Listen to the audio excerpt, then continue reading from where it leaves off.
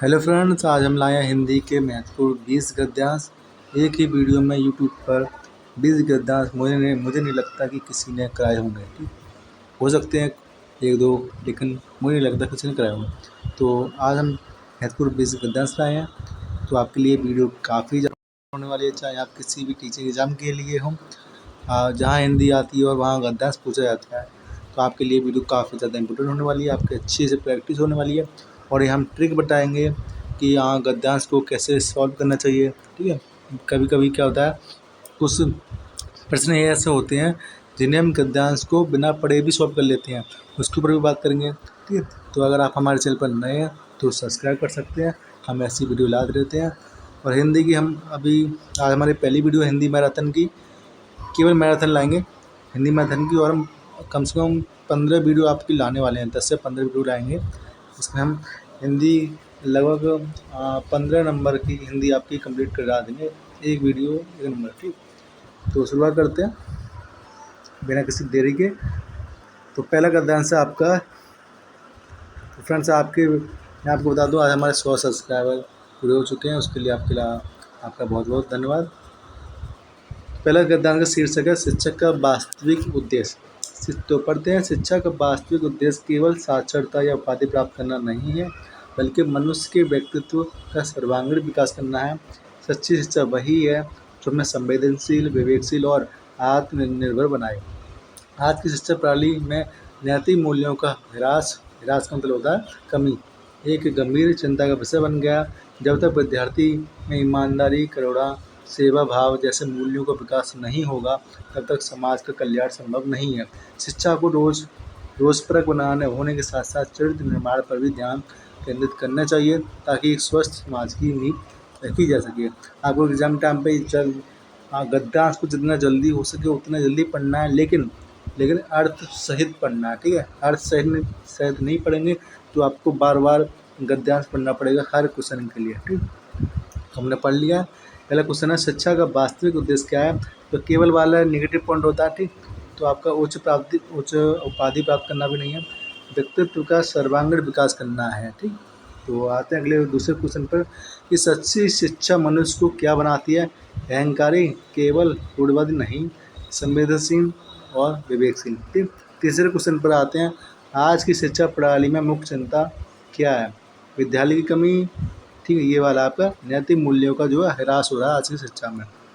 चौथे क्वेश्चन की बात करते हैं, समाज का कल्याण कब तक संभव नहीं है, जब तक कि नैतिक मूल्यों का विकास ना हो। ठीक, पांचवें क्वेश्चन की बात करते हैं, पांचवें क्वेश्चन की कि चरित्र निर्माण के साथ साथ शिक्षा को और कैसा होना चाहिए, रोज परख होना चाहिए। हमने ऊपर पढ़ा था ये रहा। ठीक, तो आते हैं, यहाँ हमारा एक गद्यांश पूरा हो गया। दूसरे गद्यांश पर आते हैं। फ्रेंड, गद्यांश में से क्या क्वेश्चन पूछे जाते हैं आपको पता होगा। गद्यांश में से क्वेश्चन आते हैं, लेकिन ग्रामेटिकल क्वेश्चन भी आते हैं, व्याकरण से संबंधित क्वेश्चन आते हैं। जैसे कि रोज परख का संधि विच्छेद पूछ लेगा, इसमें समास कौन सा ये पूछ लेगा, ये साक्षरता का पर्यायवाची पूछ लेगा। फिर वास्तविक का संधि पूछ लेगा, कौन सी संधि है। फिर व्यक्तित्व से व्यक्तित्व का आपका पर्यायवाची पूछ लेगा, सर्वांगीण का आप ये विलोम शब्द पूछ लेगा। ऐसे ही ग्रामेटिकल क्वेश्चन ग्रामर से फिर गद्यांश में पूछे जाते हैं, लेकिन हम जो है व्याकरण से संबंधित क्लास अलग लगाने वाले हैं, इसलिए हमने इसमें ग्रामेटिकल क्वेश्चन शामिल नहीं किए हैं गद्यांश के। ठीक, यहाँ केवल हर गद्यांश का केवल 5 क्वेश्चन लाए हैं, और पाँचों के पाँचों आपके गद्यांश से संबंधित होने वाले हैं। व्याकरण की क्लास हम अलग से लगाने वाले हैं, तो इसलिए हम आपका डबल समय बर्बाद नहीं करेंगे। गद्यांश दूसरा है, पर्यावरण संरक्षण और हमारा दायित्व शीर्षक है। पढ़ते हैं फटाफट से। पर्यावरण और मानव का संबंध अटूट है।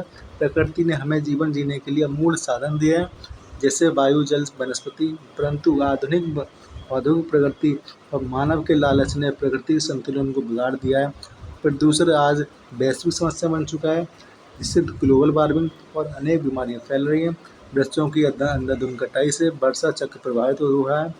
बाद यदि हम अभी भी सचेत नहीं हुए तो आने वाली पीढ़ियों के लिए पृथ्वी रहने योग्य नहीं बचेगी। हमें अधिक से अधिक पौधे लगाने चाहिए, और जल का अपव्यय करना चाहिए। पूछ सकते हैं कि अपव्यय का पर्यायवाची शब्द क्या क्या या अपव्यय का अर्थ क्या होता है, ठीक। अमूल्य का आप बता दीजिए पर्यायवाची क्या है, ठीक। आप बता दीजिए कि आप बता दीजिए बीमारियाँ का पर्यायवाची बता दीजिए, पृथ्वी का पर्यायवाची बता दीजिए, ठीक है। अंधाधुन का विच्छेद करिए, ठीक है। बता दीजिए आपकी वैश्विक में संधि कौन सी है। ऐसे ही आपको ग्रामेटिकल क्वेश्चन पूछे जाते हैं। तो हम यहाँ केवल गद्यांश के क्वेश्चन की बात कर रहे हैं। प्रकृति ने हमें कौन से अमूल्य संसाधन दिए हैं, तो आपको दिए हैं जल, वायु और वनस्पति, ठीक। दूसरे क्वेश्चन की बात करते हैं, प्रकृति का संतुलन बिगड़ने का मुख्य कारण क्या है। मुख्य कारण आपकी औद्योगिक प्रगति और मानवीय लालच। तीसरा क्वेश्चन है, प्रदूषण के कारण कौन सी गंभीर समस्या उत्पन्न हुई आपकी ग्लोबल वार्मिंग। जैसे हम एग्जाम में सॉल्व करते हैं वैसे ही सॉल्व कर रहा हूँ मैं भी पहली बार पढ़ रहा हूँ, तो आप ये ना समझिए कि मैं पढ़ के बैठा हूँ। वर्षा चक्र प्रभावित होने का कारण क्या है। बांधों का निर्माण करना नहीं, ये तो सहायक होते हैं। गौर सौर ऊर्जा प्रयोग नहीं, नदी का सूखना नहीं, आपके वृक्षों की अंधाधुन कटाई आपके वर्षा चक्र प्रभावित होने का कारण है। पाँचवें क्वेश्चन की बात करते हैं कि पर्यावरण संरक्षण के लिए हमें क्या करना चाहिए। सिंपल सा आंसर है, पौधे लगाना चाहिए। हम तीसरे गद्यांश पर आ चुके हैं। इतना फास्ट गद्यांश हम करा रहे हैं क्योंकि ईजी से गद्यांश होते हैं। समय का सदुपयोग शीर्षक का नाम है। समय संसार की सबसे मूल्यवान वस्तु है। खोया हुआ धन, स्वास्थ्य और शक्ति पुनः प्राप्त किए जा सकते हैं, लेकिन परंतु बीता हुआ समय कभी लौटकर नहीं आता। जो व्यक्ति समय का सम्मान करता है, सफलता उसके कदम चूमती है। इसके विपरीत जो आज के काम को कल पर टालते हैं, वे जीवन में सदा पिछड़ जाते हैं। विद्यार्थियों के लिए तो समय का एक एक क्षण अमूल्य है, ठीक। समय नियोजन या टाइम मैनेजमेंट ही महानता की कुंजी है। विश्व के जितने भी महान पुरुष हुए हैं, उनकी सफलता का रहस्य समय का सही और सटीक उपयोग रहा है, ठीक। स्वास्थ्य में कौन सी संधि है पूछ सकते हैं, मूल्यवान में कौन सी संधि है, आपकी महानता में कौन सी संधि है, ठीक। आपको पिछड़ का विलोम शब्द बता दिए, विद्यार्थियों को विलोम शब्द बता दिए, अमूल्य का विलोम शब्द बता दिए, पर्यायवाची शब्द बता दिए। ऐसे क्वेश्चन आपके ग्रामेटिकल वाले आ जाते हैं। तो संसार की सबसे मूल्यवान वस्तु किसे माना है। समय को। समय का पूरा गद्यांश समय से संबंधित है, तो बीता हुआ समय इसका हमने क्वेश्चन नहीं पढ़ा है, ऐसे बता दिया। तीसरा देखते हैं, सफलता किन व्यक्तियों के कदम चूमती है, जो समय का सम्मान करते हैं। अगर काम को कल पर टालने का क्या परिणाम होता है, ठीक। व्यक्ति जो है जीवन में पिछड़ जाता है। हमने पैरा में पढ़ लिया है, इसलिए हम बार बार नहीं पढ़ेंगे कि बच्चों की तरह जो याद है जो दूसरे यूट्यूबर आपके लिए यहाँ पढ़ेंगे क्वेश्चन, पहले एक क्वेश्चन पढ़ेंगे, फिर चारों ऑप्शंस पढ़ेंगे, ठीक। और फिर इसको ढूंढेंगे आप कहाँ पर, गद्यांश वो ऊपर जाकर। ऐसे ये चार ऑप्शन पढ़ लिए, अब यहाँ आ रहे हैं, फिर ढूंढ रहे हैं बच्चों की तरह। क्यों ढूंढ रहे हो भाई, आपने गद्यांश पढ़ लिया सही से, ठीक। तो आपको फिर से ढूंढने की क्यों जरूरत पड़ रही है। या तो आपका कठिन प्रश्न आया है तो ढूंढ भी लें, ईजी से प्रश्न आया है तो हर क्वेश्चन को आपको हर क्वेश्चन के लिए पद्यांश फिर से नहीं पढ़ना है, गद्यांश फिर से नहीं पढ़ना है, ठीक है। आपने एक बार पढ़ लिया, अच्छे से अर्थपूर्ण तरीके से पढ़ना है, उसी में आपके सारे क्वेश्चन हो जाते हैं लगभग। तो वो जो अदर यूट्यूबर होते हैं वो क्या करते हैं, अपनी वीडियो को लंबा खींचने के लिए ये सारे तरीके अपनाते हैं। तो ठीक है, आपका चौथा क्वेश्चन चल रहा था, काम को कल पर टालने का क्या परिणाम होता है। आपका जो है व्यक्ति जीवन में पिछड़ जाता है। पाँचवा क्वेश्चन आपका कि हाँ, महान पुरुषों की सफलता का रहस्य क्या है, क्योंकि उन्होंने समय का सही और सटीक उपयोग किया है। हमारा हो गए 3 गद्यांश हो गए। चौथा गद्यांश का शीर्षक है परिश्रम का महत्व। परिश्रम ही सफलता की कुंजी है। बिना परिश्रम के कोई भी इच्छा पूरी नहीं हो सकती। केवल सोचने मात्र से कार्य सिद्ध नहीं होते, ठीक उसी प्रकार जैसे सोए हुए सिंह के मुख में हिरण स्वयं प्रवेश नहीं करता।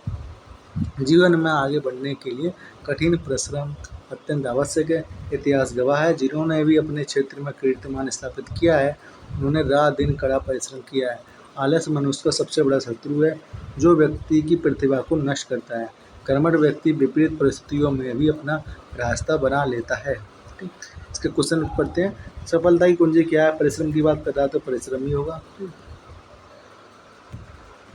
हम फिर से नहीं पढ़ेंगे पैरा, गद्यांश में सींग और हिरण का उदाहरण क्या सिद्ध करता है? ये सिद्ध करता है कि बिना परिश्रम के कार्य सिद्ध नहीं होते। तीसरा क्वेश्चन पढ़ते हैं। मनुष्य का सबसे बड़ा शत्रु क्या है? आलस्य। हमने पैरा में पढ़ लिया है। अगर कोई कठिन क्वेश्चन आएगा तभी मैं पढ़ूंगा ऊपर, और वही आपको करना है एग्जाम के टाइम पर। आलस व्यक्ति पर क्या प्रभाव डालता है? क्या प्रभाव डालता है? उसकी जो प्रतिभा को नष्ट कर देता है। ठीक है, इसको हम देखते हैं जरा। उसकी प्रतिभा को नष्ट कर देता है, व्यक्ति की प्रतिभा को नष्ट कर देता है आलस। ठीक है, और हमारा आ गया चौथा क्वेश्चन, ये भी हो गया। पाँचवें क्वेश्चन पर आ गए। कर्मठ व्यक्ति की क्या विशेषता होती है? तो उसका सही आंसर बताइए। ये वह जो विपरीत परिस्थितियों में भी रास्ता बना लेता है। यहाँ हमारे 4 गद्यांश जो खत्म हो गए। 5वां गद्यांश आपका शीर्षक है पुस्तकों का महत्व। पुस्तकें मनुष्य की सबसे अच्छी मित्र होती हैं। जब समाज या मित्र हमारा साथ छोड़ देते हैं तब पुस्तकें हमारा मार्गदर्शन करती हैं। ज्ञान का अनंत भंडार पुस्तकों में ही संचित है। पुस्तकें केवल हमारा मनोरंजन ही नहीं करती बल्कि हमारे विचारों का उद्धार और परिष्कृत भी करती हैं। पूछ सकता है कि उद्धार का अर्थ क्या होता है? परिष्कृत में कौन संधि है? ठीक है, अच्छे विचारकों की पुस्तकें पढ़ने से हमारी मानसिक संकीर्णता में कौन सी संधि है या इसके विच्छेद क्या है? और दृष्टिकोण व्यापक बनता है। महापुरुषों की जीवनी हमें संघर्षों से लड़ने की प्रेरणा देती है। अतः हर व्यक्ति को अपने जीवन में स्वाध्याय की आदत डालनी चाहिए। स्वाध्याय में कौन सी संधि है, कौन सा विच्छेद है? ठीक है, तो पढ़ते हैं। मनुष्य के सबसे अच्छे मित्र कौन है? पुस्तकें। ठीक है, आपका ज्ञान का अनंत भंडार कहाँ होता है? पुस्तकों में। आपका तृतीय क्वेश्चन है, पुस्तकें पढ़ने से दृष्टिकोण पर क्या प्रभाव पड़ता है? दृष्टिकोण जो आपका व्यापक बनता है। चौथा क्वेश्चन है आपका, महापुरुषों की जीवनियाँ हमें क्या सिखाती हैं? वो संघर्षों से लड़ने की प्रेरणा देती हैं। भगत सिंह, चंद्रशेखर आज़ाद और भी अन्य महापुरुष हैं, बाबा साहब अम्बेडकर, गांधी जी। गद्यांश के अनुसार व्यक्ति को कौन सी आदत डालनी चाहिए? स्वाध्याय की। ठीक है, यहाँ पर आपको हो खत्म। इतना सिंपल से फटाफट से हम करा रहे हैं गद्यांश, ताकि आपके समय की बर्बादी ना हो। भारतीय संस्कृति की विशेषता क्या है? मतलब ये आपका शीर्षक है। भारतीय संस्कृति विश्व की प्राचीनतम और महानतम संस्कृतियों में से एक है। इसकी सबसे प्रमुख विशेषता विविधता में एकता है। भारत में विभिन्न धर्मों, भाषाओं, जातियों तथा त्योहारों के लोग एक साथ मिलजुल कर रहते हैं। वसुधैव कुटुम्बकम अर्थात पूरी पृथ्वी हमारा परिवार है। यह उदात्त भावना हमारी संस्कृति का मूल आधार है। अतिथि देवो भव की परंपरा यहाँ सदियों से चली आ रही है। हमारी संस्कृति समन्वयवादी में कौन सी संधि है, या फिर इसका अर्थ क्या होता है? प्रवासी क्या है?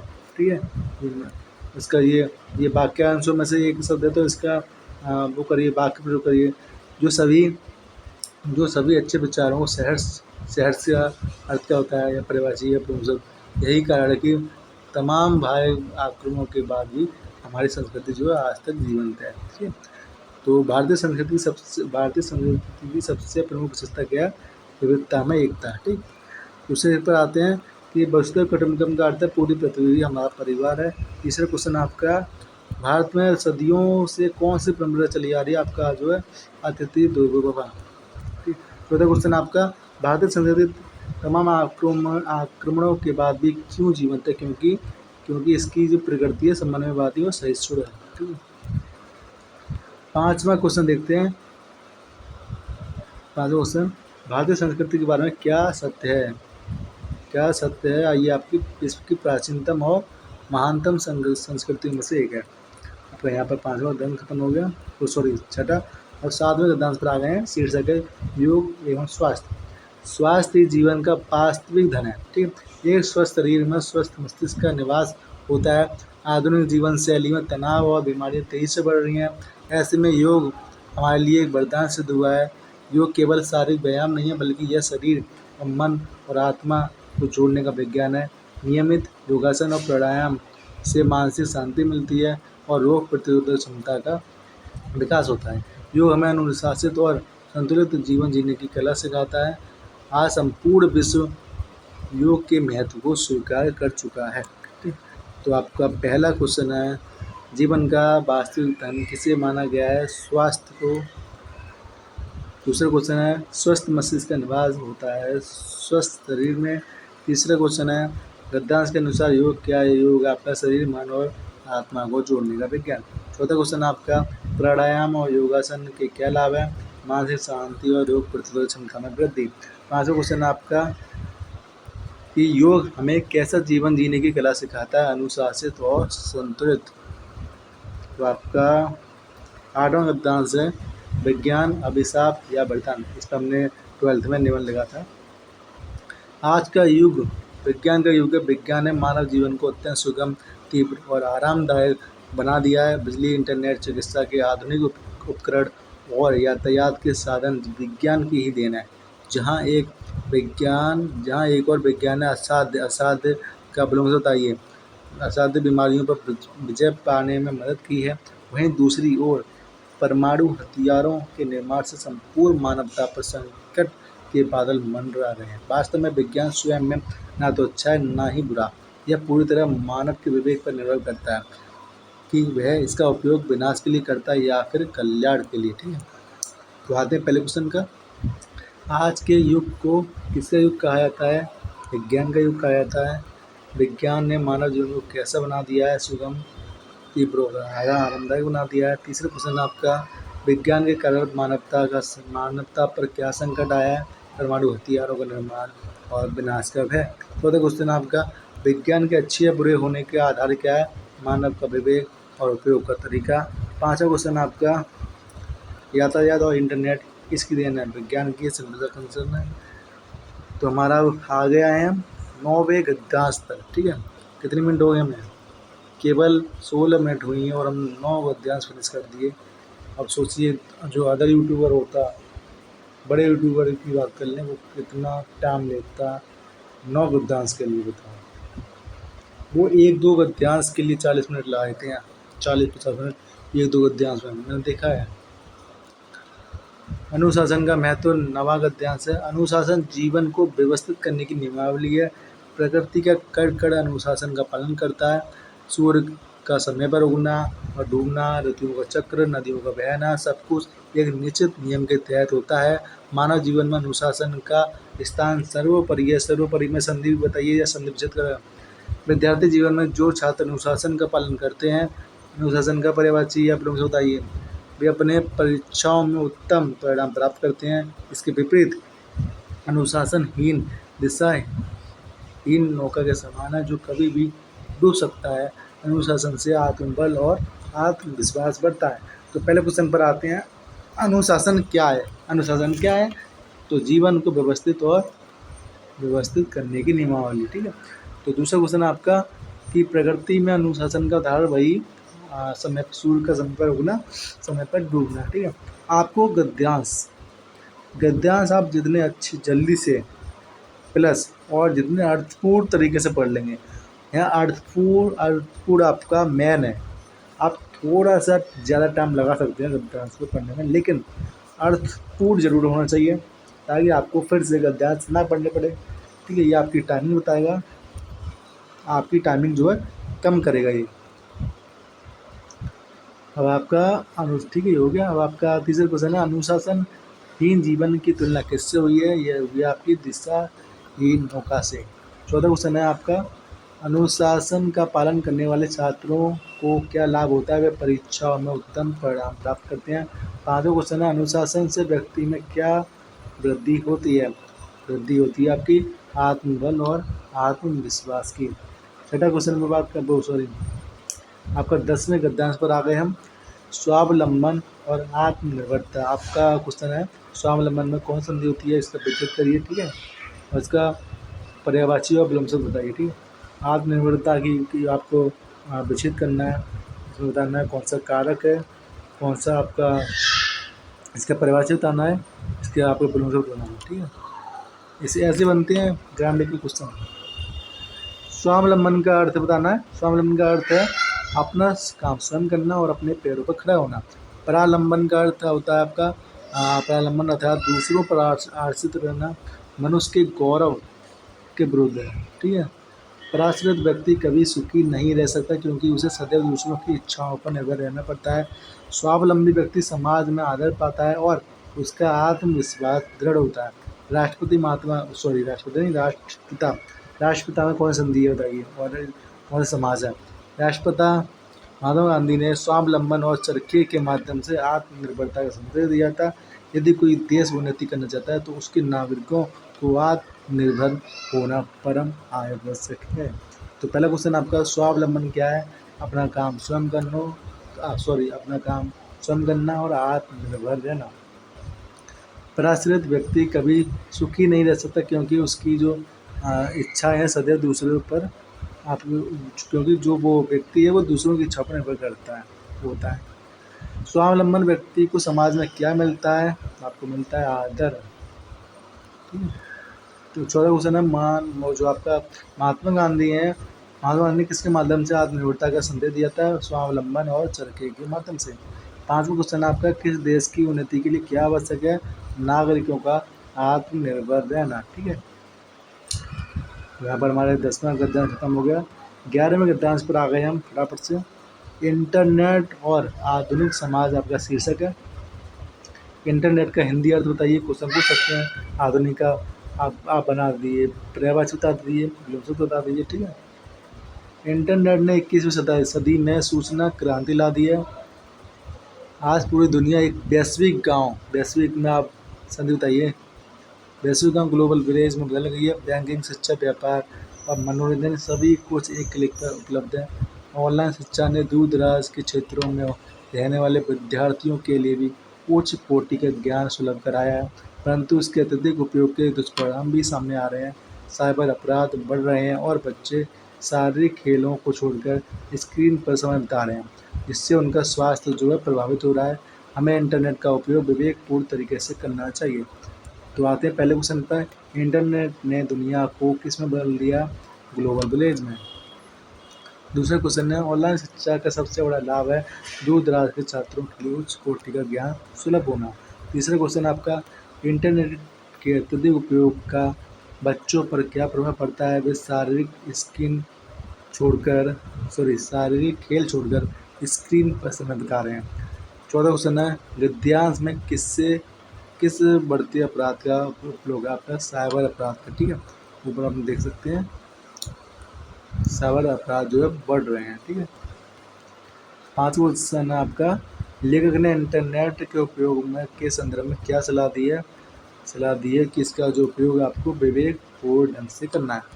अब हम अगला देखो, हमारे 11 गद्यांश हो गए। 12वें गद्यांश में सॉल्व करूंगा बिना गद्यांश की एक लाइन पढ़े हुए। ठीक है। गद्यांश को बिल्कुल आपको बिल्कुल नहीं पढ़ना है और आपको अपने जो मानसिक स्तर अपने हिसाब से आंसर देना है, तब आपको पता लगेगा कि जो हमने नहीं पढ़ा गद्यांश, अरे यार आपने आंसर दे लिए, चीटिंग करते हो। चलो अब ये तो देख लिया आपने आंसर, अगला वाला हम बिना गद्यांश पढ़े करेंगे। ठीक है। चीटिंग हो गई यहाँ पर तो ठीक है, कोई बात नहीं, अगले पर ध्यान देंगे। गद्यांश आपका 12वां, सच्ची मित्रता शीर्षक। जीवन में एक सच्चा मित्र मिलना किसी वरदान से कम नहीं है। सच्चा मित्र वह नहीं है जो केवल सुखों के दिनों में हमारे साथ रहे और संकट के आते ही किनारा कर ले, बल्कि सच्चा मित्र वह है जो आप विपत्ति के समय ढाल बनकर हमारे साथ खड़ा हो। वह हमें गलत मार्ग पर जाने से रोकता है और सन्मार्ग में कौन संधि है? ठीक है, बताइए, विचित करो। दुर्योधन में कौन संधि बताइए? दुर्योधन और कर्ण या कृष्ण और सुदामा की मित्रता इतिहास में अमर। मित्र चुनते समय हमें अत्यंत सावधानी बरतनी चाहिए, क्योंकि कुसंगति में बताइए कौन संधि है, या इसका पर्यायवाची बताइए। कुसंगति मनुष्य को विनाश के गर्त में ढकेल देती है। तो पहला क्वेश्चन है, सच्चा मित्र किसे माना जाता है? जो विपत्ति के समय ढाल बनकर खड़ा हो। दूसरा क्वेश्चन आपका, सच्चा मित्र हमें किस ओर ले आता है? सन्मार्ग या सही मार्ग की ओर। तीसरा क्वेश्चन आपका, कि इतिहास में किनकी मित्रता अमर हुई है? कृष्ण और सुदामा की, दुर्योधन और कर्ण की। मित्र चुनते समय सावधानी क्यों आवश्यक है? क्योंकि कुसंगति मनुष्य को विनाश की ओर ले जाती है। ठीक है। आपका 5वां क्वेश्चन है, गद्यांश का मुख्य उद्देश्य क्या है? सच्ची मित्रता का महत्व और सही मित्र का चुनाव। अब हम अगला वाला जो गद्यांश बिना पढ़े करने वाले हैं। ठीक है, बिल्कुल भी नहीं पढ़ना है आपको। ठीक है भाई साहब एक और लेते हैं, चलो आपने एक क्वेश्चन देखा हो क्या है। अब देखते हैं कि हमने ये क्वेश्चन, हम ये वाला गद्यांश हमने बिल्कुल नहीं पढ़ा है, ठीक है, बिल्कुल भी नहीं पढ़ा है। अब देखते हैं क्या गद्यांश बिना पढ़े भी सॉल्व हो सकते हैं। 100% नहीं हो सकते शायद, ये आपकी बात सही है, लेकिन कुछ क्वेश्चन होते हैं जो गद्यांश को बिना पढ़े अपनी सूझबूझ के आधार पर हम उसका आंसर दे सकते हैं। जैसे मातृभाषा किसे कहते हैं? जो विद्यालयों में सिखाई जाती है? नहीं। जो विदेशों में बोली जाती है? नहीं। जो केवल सरकारी काम में? नहीं। जिसे बालक भी माँ और परिवार से सबसे पहले सीखता है वही आपकी मातृभाषा होती है, ठीक है, आपका सही आंसर है। दूसरा क्वेश्चन आप देखते हैं, बिना पढ़े हम कर रहे हैं ये वाला गद्यांश। विचारों का सहज प्रकटीकरण किस भाषा में संभव है? सिंपल सा है, फिर भी हम ऑप्शन पढ़ते हैं, अंग्रेजी में, सांकेतिक भाषा में, या किसी कठिन भाषा में। सबसे बढ़िया है अपनी मातृभाषा, ठीक है, उसमें ही हम सबसे अच्छे से समझ सकते हैं या बोल सकते हैं। तीसरा क्वेश्चन आपका कि राष्ट्र शिक्षा नीति में प्राथमिक स्तर पर किस भाषा में शिक्षा देने पर महत्व दिया गया है? ये आपका मातृभाषा में। ये आपको इसके लिए आपको जैसे आपको इसकी नॉलेज नहीं है, लेकिन ये जानकारी आपकी गद्यांश में है, इसके लिए आपको गद्यांश पढ़ना पड़ेगा। 14 क्वेश्चन आपका, मातृभाषा में शिक्षा देने से बच्चों में किसका विकास होता है? समझ और मौलिक चिंतन का, ठीक है, मातृभाषा में बच्चा अच्छे से समझ सकता है और चिंतन कर सकता है। 5वां क्वेश्चन, अपनी भाषा के प्रति गौरव रखना किसका रूप है? इसके लिए भी आपको जो है पढ़ना पड़ेगा गद्यांश का। सही आंसर होगा देश प्रेम, ठीक है, देश प्रेम का सही आंसर होगा, लिखा हुआ है। चलिए क्वेश्चन सर, तो आपने देखा क्वेश्चन बिना पढ़े हुए थे, लेकिन सबसे बढ़िया है आप फटाफट से अर्थपूर्ण तरीके से गद्यांश पढ़ डालें। आपके नंबर सही होने के और पूरा गद्यांश होने के चांस बढ़े जाते हैं, और आपको बार बार भी गद्यांश जो पढ़ना नहीं पड़ता। शीर्षक आपका जो शीर्षक 14 है, आपका गद्यांश 14 का शीर्षक है खेलकूद और विद्यार्थी जीवन। पढ़ते हैं, विद्यार्थी जीवन में केवल पढ़ाई पर्याप्त नहीं है, बल्कि खेलकूद का भी समान महत्व है। खेलकूद से शरीर स्वस्थ रहता है और सुदृढ़ बनता है, इससे मानसिक थकावट दूर होती है। खेलों से विद्यार्थियों में टीम भावना, सहयोग, सहनशीलता और नेतृत्व जैसे गुणों का विकास होता है। हार जीत को समान रूप से स्वीकार करना खेल हमें सिखाता है, जो जीवन के संघर्षों में बहुत काम आता है। स्वस्थ शरीर में स्वस्थ मन की उक्ति को चरित्रात्मक भाषण होती है, और इसका अर्थ क्या है? करने के लिए प्रत्येक विद्यार्थी को किसी न किसी खेल में अवश्य भाग लेना चाहिए। तो पढ़ते हैं, विद्यार्थी जीवन में पढ़ाई के साथ साथ खेलकूद आवश्यक है। दूसरा क्वेश्चन है, खेलकूद से शरीर पर क्या प्रभाव पड़ता है? शरीर स्वस्थ होता है और सुदृढ़ बनता है। आपका तीसरा क्वेश्चन है, खेलों से विद्यार्थियों में निम्न में से कौन से सामाजिक गुण विकसित होते हैं? टीम भावना, सहयोग और नेतृत्व की भावना। चौथा क्वेश्चन आपका, खेल हमें जीवन की किस परिस्थिति का सामना करना सिखाते हैं? हार और जीत दोनों को समान रूप से स्वीकार करना सिखाते हैं। 5वां क्वेश्चन आपका, गद्यांश में किस प्रसिद्ध उक्ति का प्रयोग किया गया आपका स्वस्थ शरीर में स्वस्थ मस्तिष्क का निवास होता है, ये वाला, ठीक है। तो अब आते हैं हम अगले गद्यांश पर। गद्यांश 15वां गद्यांश हम आ गए हैं इस पर। तो शीर्षक है चरित्र का महत्व। मनुष्य के जीवन में चरित्र का स्थान सबसे ऊंचा है। यदि धन नष्ट हो जाए तो कुछ नहीं होता, यदि स्वास्थ्य नष्ट हो जाए तो कुछ नुकसान होता है, परंतु यदि चरित्र नष्ट हो जाए तो सब कुछ नष्ट हो जाता है। एक चरित्रवान व्यक्ति समाज का गौरव होता है। उसके पास धन भले ही कम हो, परंतु उसका नैतिक बल उसे महान बनाता है। चरित्र का निर्माण बचपन से ही परिवार, विद्यालय और संगति के प्रभाव से होता है। समाज और राष्ट्र की उन्नति केवल चरित्रवान नागरिकों के बल पर ही संभव है। तो पहला क्वेश्चन पढ़ते हैं हम। गद्यांश के अनुसार सब कुछ नष्ट कब माना जाता है? जब आपका जो है चरित्र नष्ट हो जाता है। दूसरा क्वेश्चन आपका, चरित्रवान व्यक्ति को क्या माना गया है? समाज का गौरव माना गया है। तीसरा क्वेश्चन आपका, चरित्रवान व्यक्ति को क्या मान बनाता है? तो मान बनाता है उसका जो है उसका नैतिक बल। चौथा क्वेश्चन कि चरित्र का निर्माण कब और कहाँ होता है? बचपन से ही होता है, परिवार और विद्यालय की संगति में। पाँचवा क्वेश्चन है, राष्ट्र की उन्नति किन के बल पर संभव है? चरित्रवान नागरिकों की। ठीक है, आते हैं अगले गद्यांश पर। 16वें गद्यांश पर आ गए हम बहुत जल्दी। शीर्षक है जल ही जीवन है। पृथ्वी पर जल के बिना जीवन की कल्पना नहीं की जा सकती, इसलिए कहा गया है जल ही जीवन है। मानव शरीर का 70% भाग आपका जल से बना है। कृषि, उद्योग, दैनिक कार्यों के लिए जल अनिवार्य है। आज जनसंख्या वृद्धि और औद्योगिकरण के कारण मीठे जल के स्रोत तेजी से सूख रहे हैं या प्रदूषित हो रहे हैं। भूमिगत जल का स्तर भी लगातार नीचे जा रहा है। यदि हमने जल का संरक्षण नहीं किया तो भविष्य में भीषण जल संकट का सामना करना पड़ेगा। वर्षा जल संचयन, आपका रेन वाटर हार्वेस्टिंग इस समस्या का एक प्रभावी जो समाधान है। तो पढ़ते हैं क्वेश्चन। पहला क्वेश्चन है, पृथ्वी पर किसके बिना जीवन की कल्पना नहीं कर सकते? जल के बिना जल ही जीवन है। दूसरा क्वेश्चन आपका, मानव शरीर का कितना प्रतिशत भाग जल से बना है? 70%। तीसरे क्वेश्चन पर आते हैं, मीठे जल के स्रोत सूखने या प्रदूषित होने का मुख्य कारण क्या है? जनसंख्या वृद्धि और औद्योगिकरण। चौथा क्वेश्चन आपका, भविष्य के जल संकट से बचने के लिए क्या उपाय सुझाया गया है? आपका रेन वाटर हार्वेस्टिंग। पाँचवा क्वेश्चन है, जल ही जीवन है, इसके कथन का क्या तात्पर्य है? इसका आधार है जल जीवन का आधार है। ठीक है, तो आते हैं 17वें गद्यांश पर। साहित्य समाज का दर्पण है। साहित्य और समाज का संबंध अत्यंत घनिष्ठ है। साहित्य को समाज का दर्पण कहा जाता है क्योंकि समाज की परिस्थितियां में कौन सा संधीय विच्छेद है? बताइए। विचार, आकांक्षाएं कि आपका पर्यावरण बताना है, भावनाएं। साहित्य में बताओ कौन संधि है? प्रतिबिंबित होती हैं।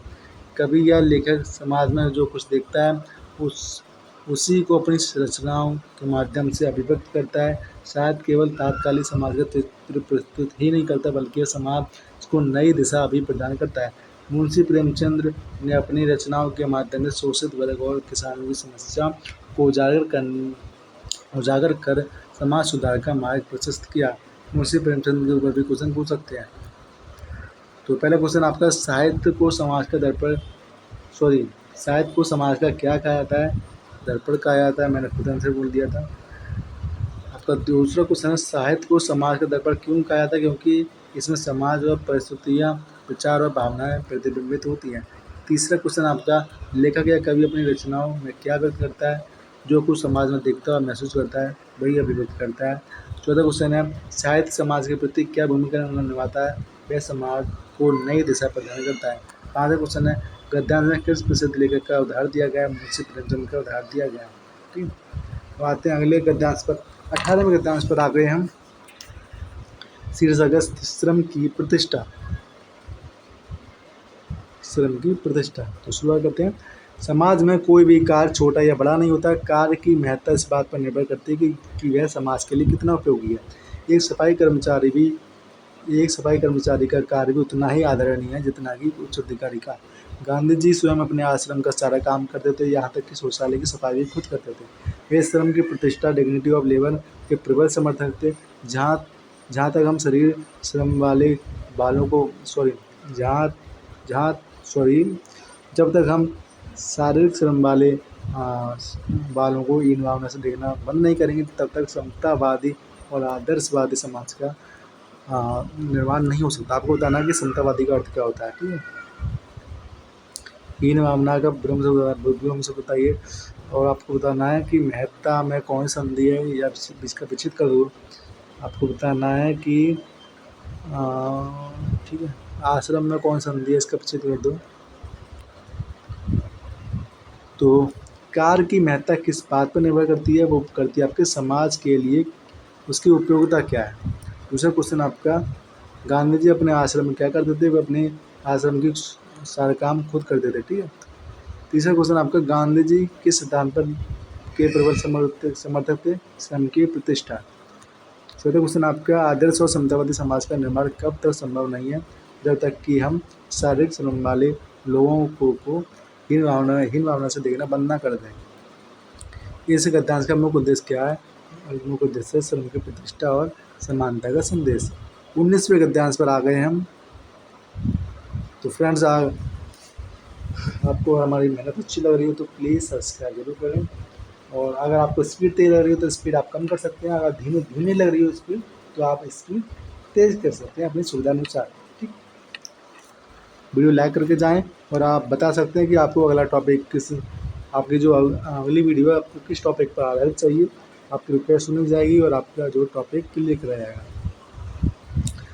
19वें गद्यांश का शीर्षक है त्योहारों का सामाजिक महत्व। ठीक है, इसको बिना पढ़े करते हैं। पढ़ा तो नहीं आपने? आपने पढ़ा तो नहीं है, चीटिंग तो नहीं कर लिया आपने, आंसर तो नहीं देख लिया। ठीक, भारत को किसका देश कहा गया है? त्योहारों का। ठीक है, ये आपने आंसर देख लिया था। चलो इसके अलावा देखते हैं त्योहारों का। त्योहार हमारे जीवन में क्या भर देते हैं बताइए। आप बताइए, क्या आप इसे बिना पढ़े नहीं कर सकते? केवल वाला आपको नेगेटिव लगता है, हटा दो। क्रोध और तनाव भरते हैं? नहीं। उदासी और अकेलापन भरते हैं? नहीं। उमंग और उल्लास भर देते हैं। ठीक है, तीसरे क्वेश्चन पर आते हैं, त्योहारों का गहरा सामाजिक महत्व क्या है बताइए। इसे क्या वे इसे बिना पढ़े नहीं कर सकते?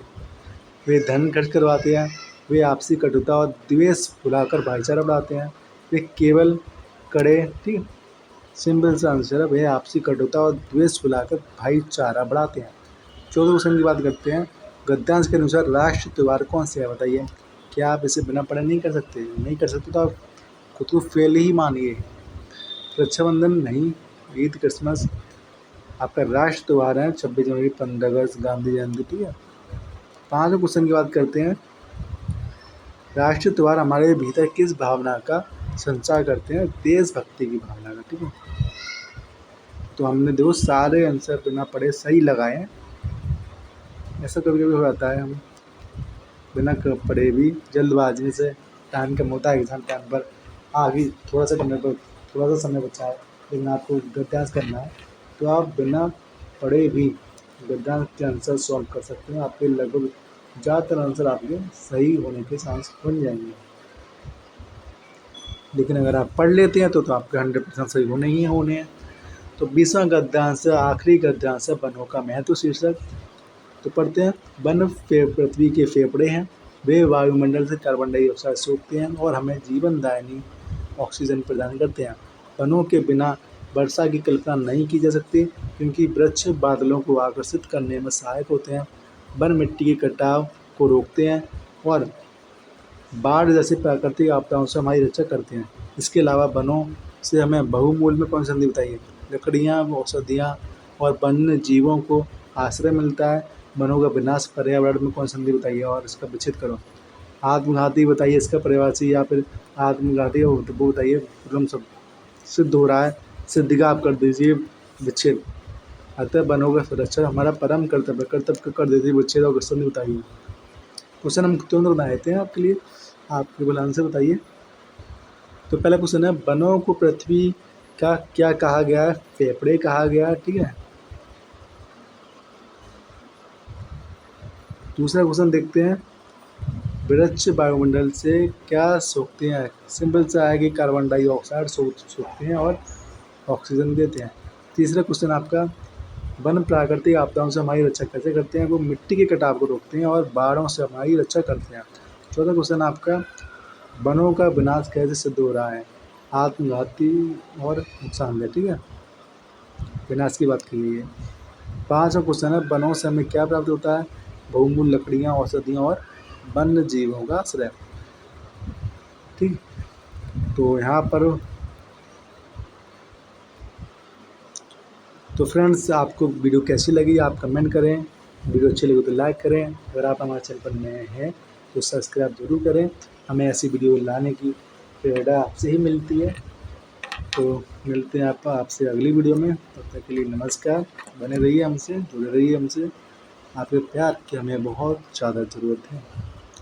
आपसे एक बात और कहना चाहते हैं कि हमने EVS के PYQ यूपीटेट के करा दिए हैं, उसकी प्लेलिस्ट में जाकर देख डालिए। CDP के PYQ हमने करा दिए हैं, ठीक है, उसकी प्लेलिस्ट में जाकर उसे देख डालिए। ठीक, अब हम आपको हिंदी मैराथन करा रहे हैं। ठीक है, 10 से 15 आपकी हिंदी मैराथन होगी, काफ़ी ज़्यादा इम्पोर्टेंट होने वाली है, सारी देखना। और आपको CDP की आपकी जो थ्योरी सीरीज चला रहे थे हम, इसमें हमने 30 वीडियो डाली हैं, वो ज़रूर देखें, बहुत ज़्यादा इम्पोर्टेंट है। हम CDP की आपको 250 से ज़्यादा थ्योरी क्लास देने वाले थे, लेकिन हम यहाँ पर PYQ चक्कर में थोड़ा सा फंस चुके हैं। PYQ वगैरह कंप्लीट हो जाएंगे आपके, तो हम CDP थ्योरीज फिर से कंटिन्यू कर देंगे, वो भी देखिए, बहुत ज़्यादा इम्पोर्टेंट है आपके लिए। आई सो आपके लिए हमारी वीडियो जो है मददगार सिद्ध हो रही होंगी। तो आपसे विराम लेते हैं, बाय बाय।